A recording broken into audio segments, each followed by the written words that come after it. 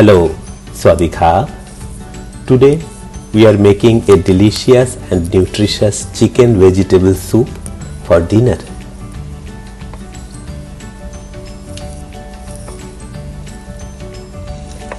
You will need chicken breast, carrot, onion, cherry tomato, potato, a chicken seasoning cube, salt and pepper. It only takes 15 minutes to cook.